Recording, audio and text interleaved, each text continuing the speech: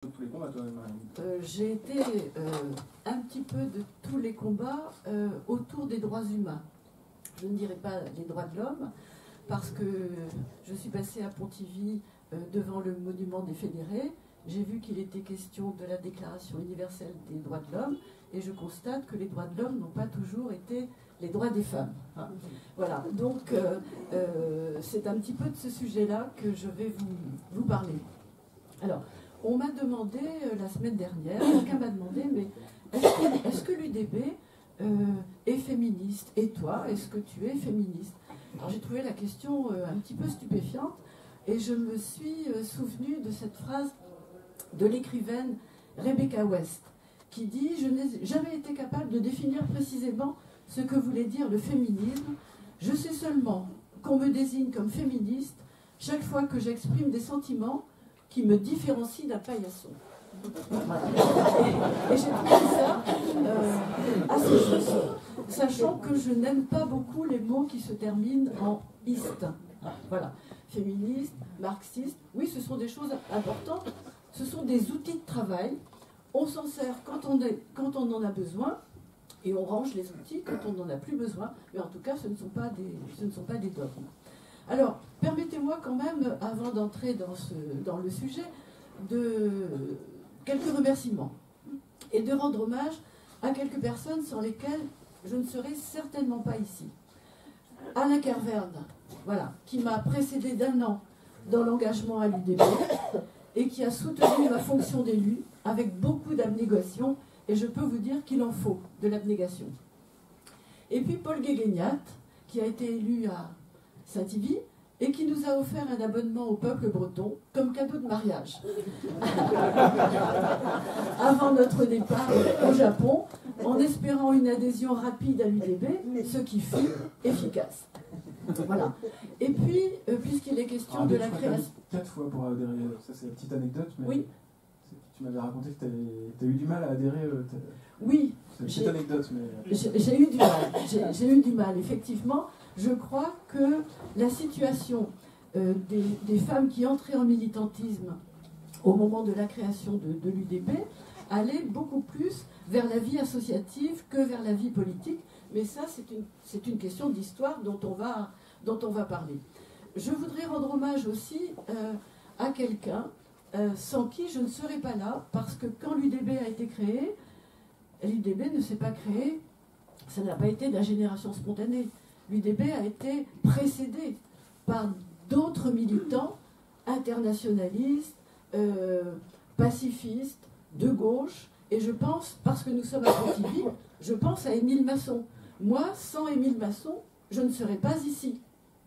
C'est une personnalité qui a été phare dans mon parcours de militante et d'élue, brestois de recouvrance, enseignant ici à Pontivy.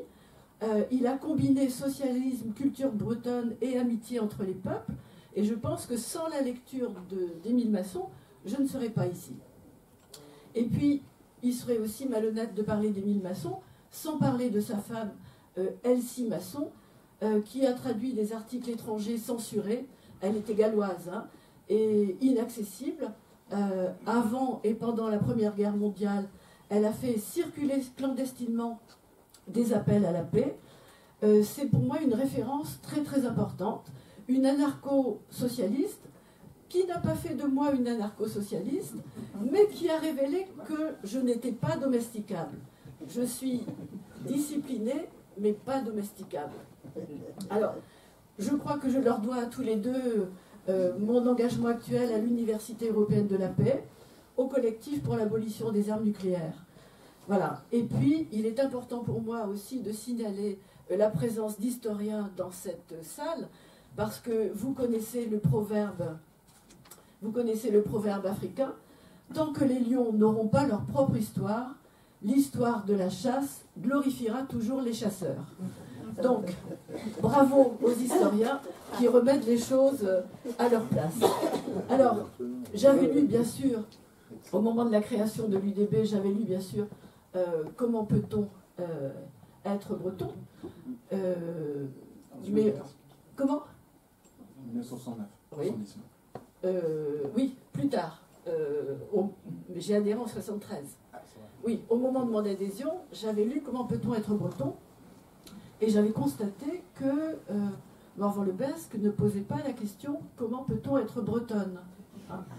Et je pense qu'il y a eu là une sorte de piège dans lequel c'est vrai qu'au démarrage de l'UDB, une sorte de piège dans lequel on est un petit peu tombé parce que c'était tout simplement le contexte de l'époque.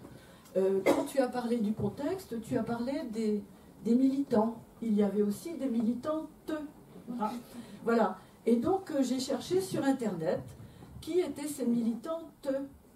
Eh bien, je n'ai pas trouvé d'occurrence qui parlait d'elles, hein. J'ai trouvé une fois le nom de Marie-Pierre Corr, mais il y en avait d'autres, hein. Il y avait par exemple Daniel Graal, je pense. Mais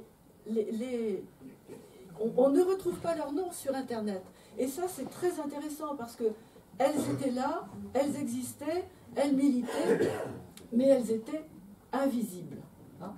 Et il est important de dire que au moment de la création de l'UDB, le planning familial n'a que 4 ans, on doit ramer pour l'éducation sexuelle, la réforme des régimes matrimoniaux n'est pas faite, donc en 64, les femmes ne peuvent pas gérer leurs biens propres, ne peuvent pas ouvrir un compte en banque. C'était ça aussi le contexte de la création de l'UDB. Elles étaient consacrées incapables majeures par le code Napoléon, c'est important de le dire, dans une ville qui se dit aussi Napoléonville, quand même. Voilà. Elles étaient donc sous la tutelle de leur mari.